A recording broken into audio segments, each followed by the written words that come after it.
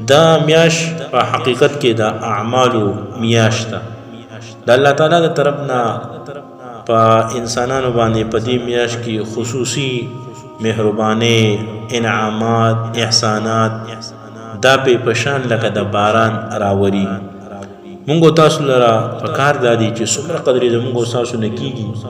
د دې میاش عزت کو احترام کو قدر کو آداب د آداب او خیال اوساتو او چې د کوم اعمال راته الله او رسول حکم را کړی دي دا په خپل جون کې دراوستلو کوشش چې لکه هغه کوو. څومره قدرې زمونږ تاسو نه کیږي زمونږ تاسو نه یو سکند یو منټ هم ضایع نشي او هر وخت زمونږ تاسو د زړه د توجه مرکز د الله تعالی ذات دی. میاش کې الله جل جلاله یو شپه ګرځولې ده چې هایت ویل کېږي شب قدر. د رمضان مبارک په شپو کې یو شپه ته شب قدر ویل شي چې ډیره زیاته د خیر او برکت شپه ده. قرآن پاک کې د زرو میاشتو نه بهتره ښودلې ده. د زرو میاشتو نه 83 کاله 4 میاشتې جوړېږي. خوش نصیب دی هغه کس چاته چې د دغه شپې عبادت نصیب شي چې څوک دغه یو شپه په عبادت کې تیر کړي هغه گویا چې 83 کاله 4 میاشتو نه زیاته زمانہ عبادت کې تیر کړي او د دې زیاته حال هم معلوم ندي چې د زرو میاشتو نه څومره میاشتې زیاته بهتره ده. د الله جل شانه په حقیقت کې دا یو ډیر لوی انعام دی چې د قدر کوونکو د پاره دا یو به حد لوی نعمت ورکړي. در منصور کې حضرت انس رضی الله تعالی عنہ د نبی اکرم صلی الله علیه و آله وسلم دا ارشاد نقل کړی دی چې شب قدر الله جل شانه زما امت ته ورکړي ده لومبنو امتونو ته نه دا ورکړي شوی. دې باره کې مختلف روایت دي چې د دې انعام سبب څه شو. بعض روایتونو کې راغلي دي چې نبی اکرم صلی الله علیه و آله وسلم د مخکینی امتونو عمرونو ته وکتل چې ډیر ډیرو او د نبی علیه الصلاۃ والسلام د امت عمرونه ډیر لږ دي نو که دوی په نیک عملونو کې د هغوی برابرۍ کول غواړي نو ناممکنه ده.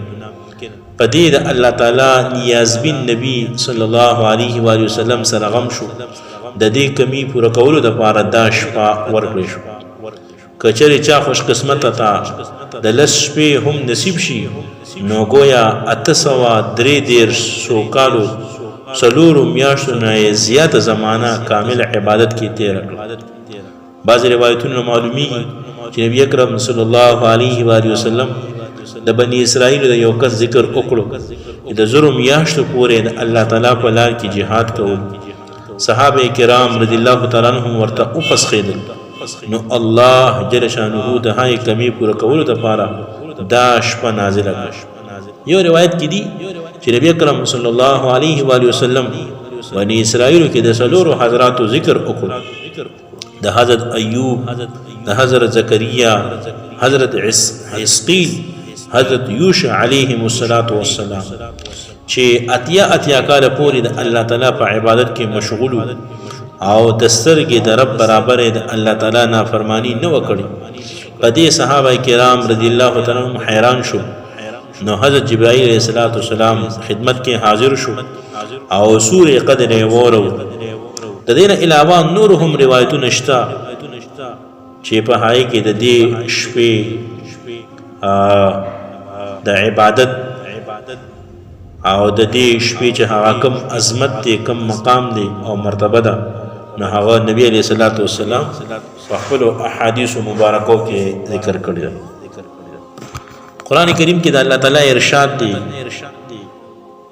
انا انزلناه فی لیلة القدر. بشکا مونږه قرآن پاک د قدر په شپه کې نازل کړی دی. یعنی قرآن پاک د لوح محفوظ نه د دنیا په اسمان په دې شپه کې نازل شو. همدا یو خبره د دې شپې د فضیلت لپاره کافی ده چې د قرآن پاک په شان د عظمت سیس په دې کې نازل شو او چې لا په دې کې نور هم ډېر برکتونه او فضیلتونه شامل شوي وي ورپسې د شوق زیاتولو لپاره ارشاد فرمایي وما ادراک ما لیلۃ القدر تا ته څه معلومه ده چې شب قدر څومره لوی سیز دی یعنی دغه شپې د لوی او فضیلت تا ته څه علم هم شته چې په دې کې څومره خوبې او فضیلتونه دي مخکې ورپسې الله تعالی فرمایل لیلۃ القدر خیر من الف شهر شب قدر د زرو میاشتو نه بهتر ده یعنی د زرو میاشتو د عبادت چې څومره ثواب دی د هغې نه زیات شب قدر کې د عبادت کولو ثواب دی او د دې زیاتوالي علم هم نشته چې څومره زیات دی تنزل الملائکة په دغه شپه کې فرشتې راکوزي والروح او روح او په دې شپه کې روح القدس یعنی جبرائیل علیه السلام هم راکوزي باذن ربهم دا خپل رب په اجازت سره من كل امر دا خپل پروردگار په حکم هر امر خیر را اخلي او زمکه طرف ته راکوزي سلام دغه شپه سراسر سلام دی یعنی ټول شپه د ملائکو له طرف نه په مؤمنانو باندې سلام کی چې یو فوج راځي او بلزي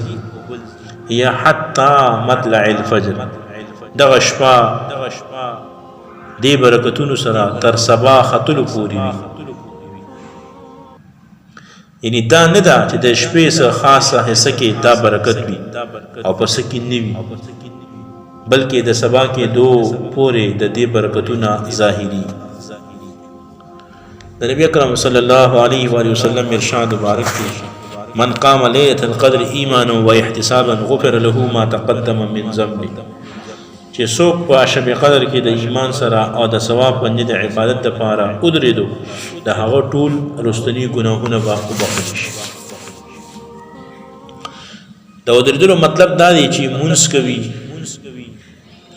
او په دې حکم کې دا هم دی چې سبل عبادت تلاوت ذکر وغیرہ کې مشغول وي د ثواب په امید ساتلو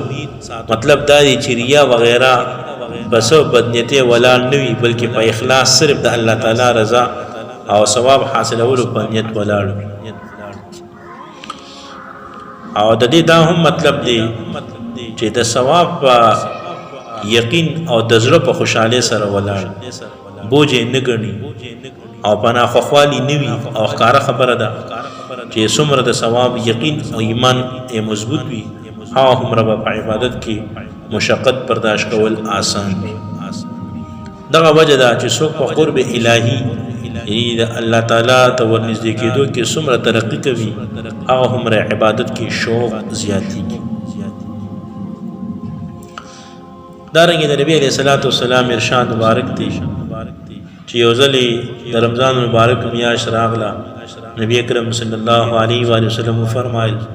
چې پتا سو باندې یو میاشت راغلی ده چې په هغې کې یو داسې شپه ده د زرو میاشتو نه بهتر ده څوک چې د دغې شپې نه محروم پاتې شو گویا د ټول خیر نه محروم پاتې شو او د دې خیر نه محروم نه پاتې کېږي او هغه کس چې په حقیقت کې محروم وي نو موږ تاسو د دې شپې د عبادت چې اهتمام کول پکار یو بل د نبی علیہ السلام حدیث مبارک دی فرمایي چې شب قدر کې جبرائیل علیہ السلام د ملائکو یوې ډلې سره راځي او د هغې کس دپاره چې په ولاړه یا په ناسته د الله تعالی ذکر کوي